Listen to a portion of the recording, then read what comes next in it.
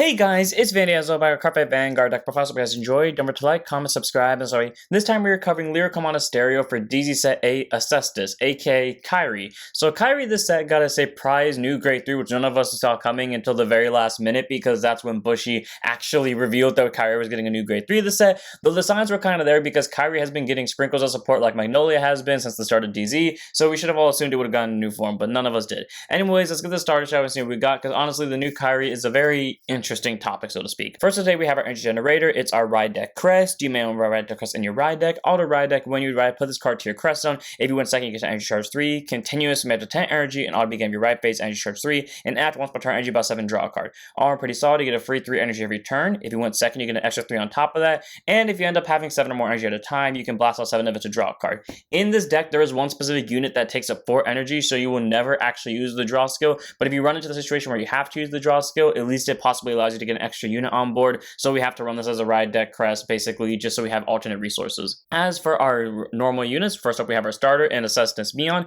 Grade 0 boost, 5k shield, 6k base, auto and road pawn for second draw card, standard starter, and not supposed to free draw if you go second. You pick this any starter you want, none of the ride line requires Neon, however, there are a lot of support cards that require the Astesice name, and also I just like running the canonical ride line of units, so therefore I'm going to run Astesice Neon, both for canonical reasons, but also because a lot of the support does actually want as many Astesice as physically possible. Following that, we have our triggers, starting off with the Over and Mysterious twins Romia and Rumia. Grade 0 boost, 50k shield, 5k power. Over trigger, you remember trigger in your deck, revealed as a trigger, move that card, draw a card, choose the enemies, give it plus 1 million for the turn. And revealed it during your jet track, activate its dish effect, which you, the player, get during this fight. During your turn, all your rear guards get 10,000 power. All around this pretty solid because literally the second you drive check this, every single thing on your board that isn't the Vanguard gets plus 10,000 power. So your 2 side rear guard columns are automatically whatever they normally are, plus 20, and then the Vanguard columns, whatever it normally is, plus 10, which is great because that means you can bully down your opponent with massive numbers, and in this deck you really want to aggro your opponent down with 5 attacks, and well, if you're doing that from the get-go and you pull this early enough, like grade 1 or grade 2 turn, oh, your opponent's in for one hell of a ride for the rest of the game from that point on. It's a very powerful over to have. You can run Isphoria for recycling and crit pressure, Volnut from Mork system multi-attacking, or even as the Dark Over trigger for healing and calling during multi-attacking, but I'd rather have Romia and Rumia because if you sack this, that ability is staying and you're going to have big columns for the rest of the game, like really big. On to our normal triggers, we have 3 copies of Snowskip Palavi. Grade 0 boost, 15k shield, 4k base. Front trigger continues guard circle. If your opponent's Vanguards are grade 3 or greater, she'll get 5,000 shield. So, you know, it's nice having a front trigger, having 10k power to the front row during your multi-attack. That way, you can kind of pressure out your opponent more with bigger numbers. And she's a 20k shield once the opponent hits grade 3, so you can be a little bit more defensive with her skill, which is appreciated. Because apparently in this deck, all the grade 3s that I have in here, which there are decks I run more grade 3s and this doesn't happen in for some reason, but for some reason in this deck, all the grade 3s will flock to my hand against my will, so I'll have very little guarding power. So yeah, the 20k shield is very appreciated. So 3 up fronts for both defensive and offensive purposes. Total of 8 crit, 4 of them being Fluffy Lady Godleave. Grade 0 boost, 15k shield, 5k base. You can make this any crit you want. I chose to make it Godleave because she's a mermaid and Kairi's a mermaid, so fits the theme. Followed by 4 copies of Astesice Misa. Grade 0 boost, 15k shield, 5k base. I chose not to put in Precious to an Edwidge, A, because I mainly forgot, but B, this deck can't really run into a soul problem. It can in one very specific scenario, but that specific scenario requires you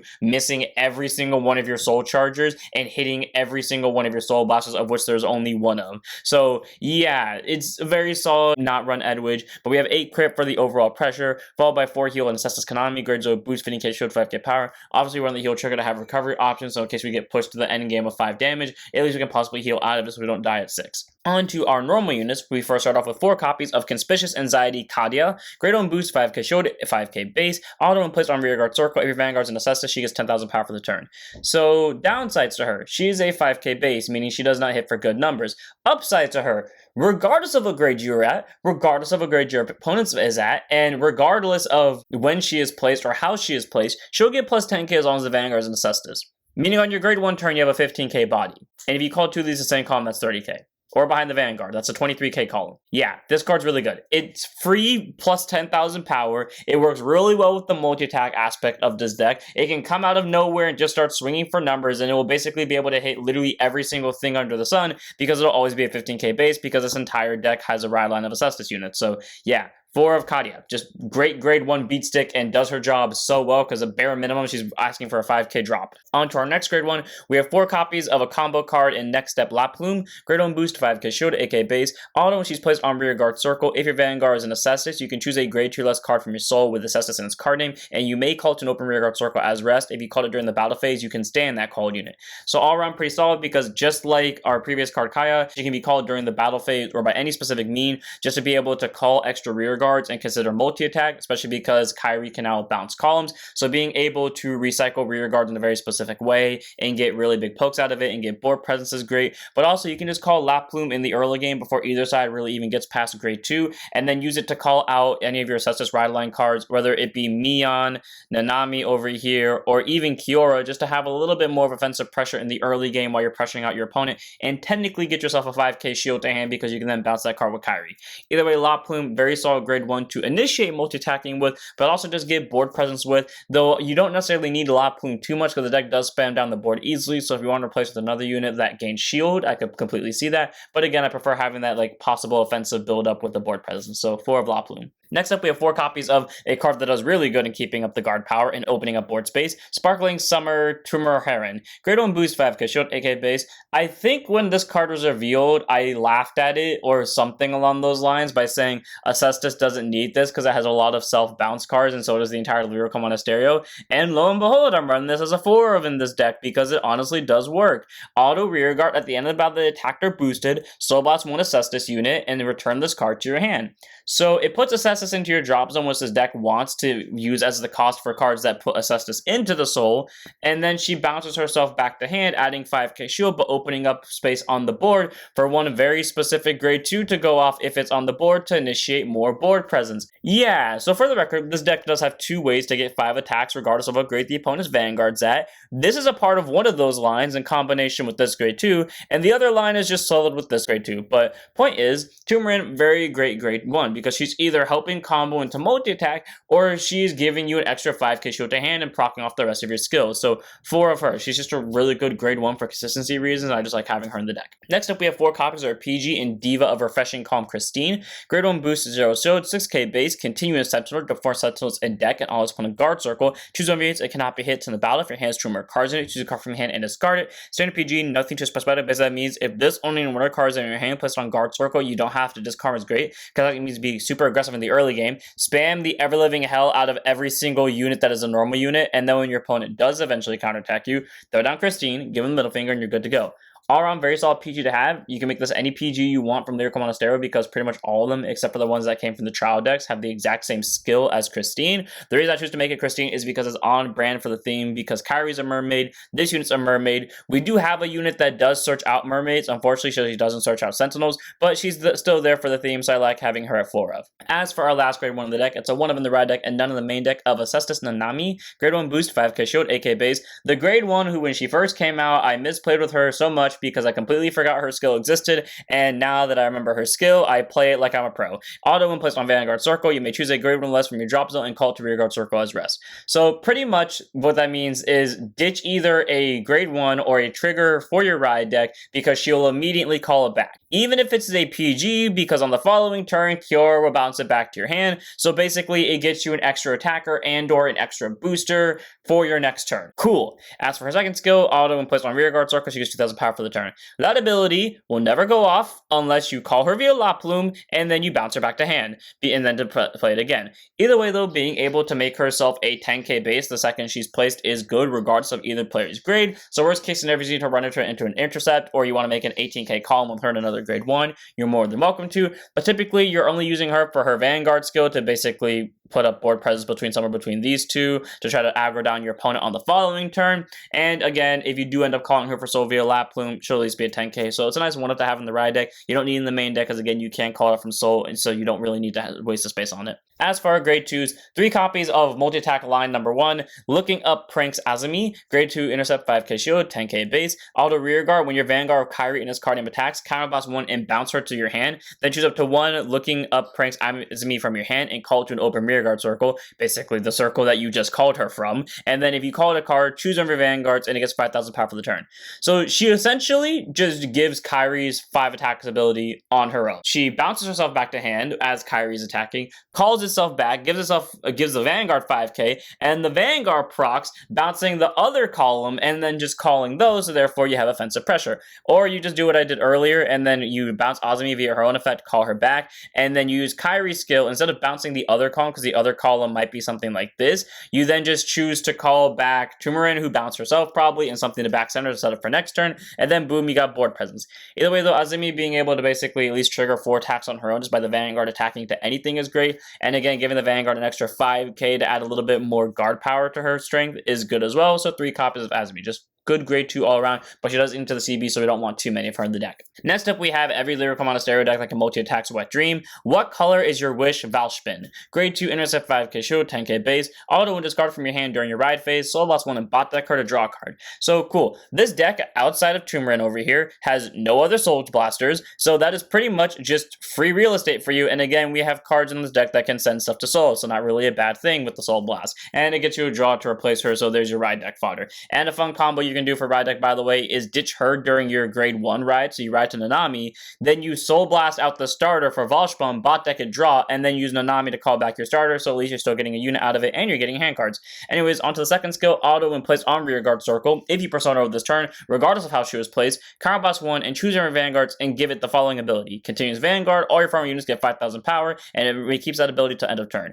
So cool, giving your entire front row 5k is great because it adds basically half a persona ride, especially because you already persona rode, so it's already 15k to your front row, but on top of that, that ability is stackable and not once per turn, meaning if you play a second Valsplan, it becomes plus 10k to front row, play a third Valsplan, plus 25k to front row. All around, Valsplan is a really great grade 2. She recycles herself to draw you cards in a deck that can already shuffle, so pretty solid because there's a chance she'll end up back into your hand, while also replacing herself for ride deck fodder, but also she just gives your front row more numbers, which is appreciated in a multi-attack deck, so very solid 4 with Valsplan. Next up, we have 4 copies of Resonance of Reflection Apili, grade 2 intercept 5k shield, 10k base, auto and place on rearguard circle, choose a grade 3 mermaid card from your ride deck, and you may reveal it. If you reveal the card or your vanguard's a grade 3 or greater mermaid, counter boss 1 and check the top 7 and choose up to one of the following. Either add a mermaid normal unit without sentinel, or up to 1 prism and pearl twinkle powder. I believe that is the grade 2 that searches a set order for among them. Or reveal it, put it to your hand and shuffle the deck. If you do not put a card into your hand, countercharge 1. So you either get a persona ride in this deck, or you get another copy of Apili, because these are the only 2 normal units in the deck that are mermaids that are not PGs,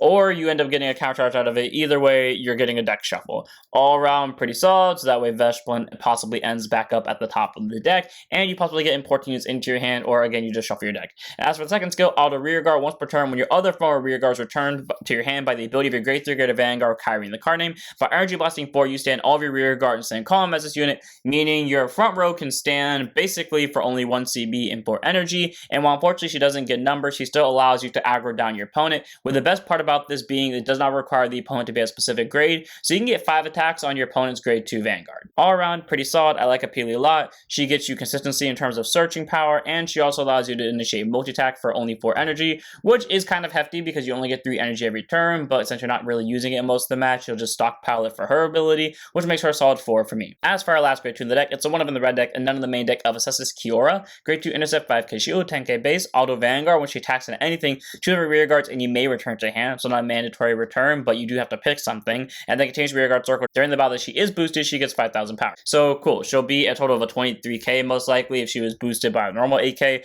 or if she's boosted by specifically this unit, she'd be a 25-30k swing overall. And again, her on-attack and bounce ability is great for the Vanguard, because whatever you superior call from Nanami, you can swing with that / boost with that first during the next turn, and then you can bounce it back with Kiora. So worst case scenario, if it was a PG, well, at least you got an extra boost out of it and you got the PG back anyways, unless your opponent found a way to kill it.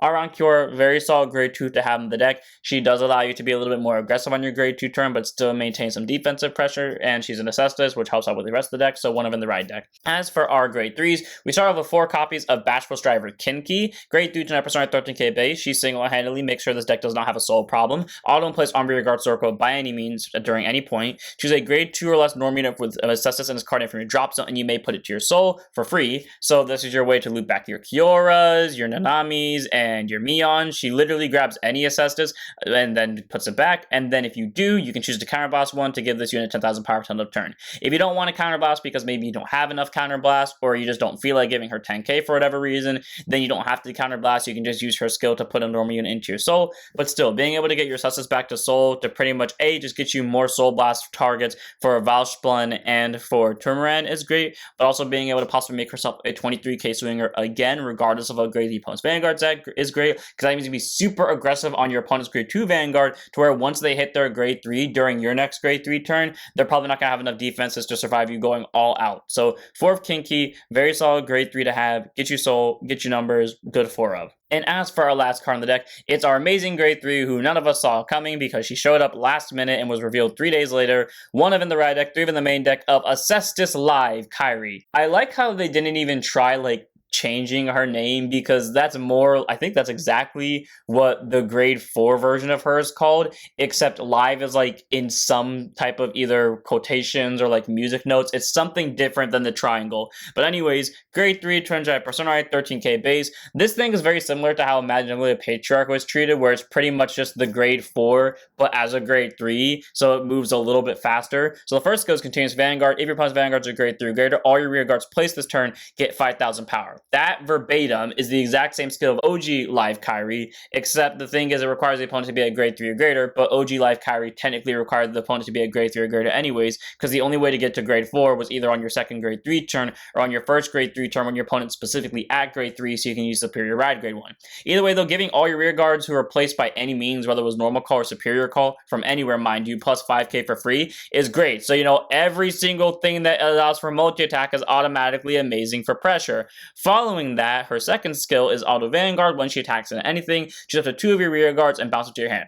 So free bounce 2 rear guards to hand. Cool. So if you don't want to do the rest of this ability, at least you can swing with the rear guards first, swing with the Vanguard after adding some pressure onto the opponent's guard power, and bounce the cards back to hand so you can keep some hand cards. But if you do want to initiate multi-attack, you can then counterblast 1, choose up to 2 cards from your hand, call them to open rear guard circles, to any columns, any circles, and if your opponent's Vanguards are grade 3 or greater, it gets a drive for the battle. So cool. It calls you 2 cards anywhere on board for a CB cost, and if your opponent's Vanguards are grade 3 or greater, it gains triple drive, but not specifically triple drive, it just gets drive +1, which means it bypasses your opponent using something like Elementary Sanctitude to be able to PG for free, because it doesn't actually have triple drive. So pretty solid, allows for extra drive check capabilities and bypasses the PG, and also allows you to play a little bit more aggressively with Kairi, but also a little bit more defensively as well, because again, she does just bounce units for free. It's only the call part that counts the CB. And then as for the last skill, Auto Vanguard, at the end of your turn, she's up to 1 of your rear guards and bounce it back to hand. If Persona Road, you can pick 2 cards instead of 1.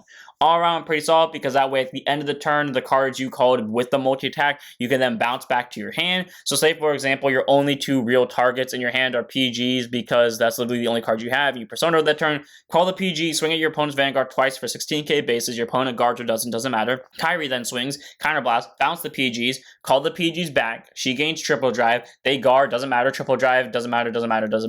And then swing with both Christines, end of the turn, because you Persona Road, both those PGs come back to hand. So even if your hand is literally just 2 PGs, you can still bully down your opponent with a push on the right turn.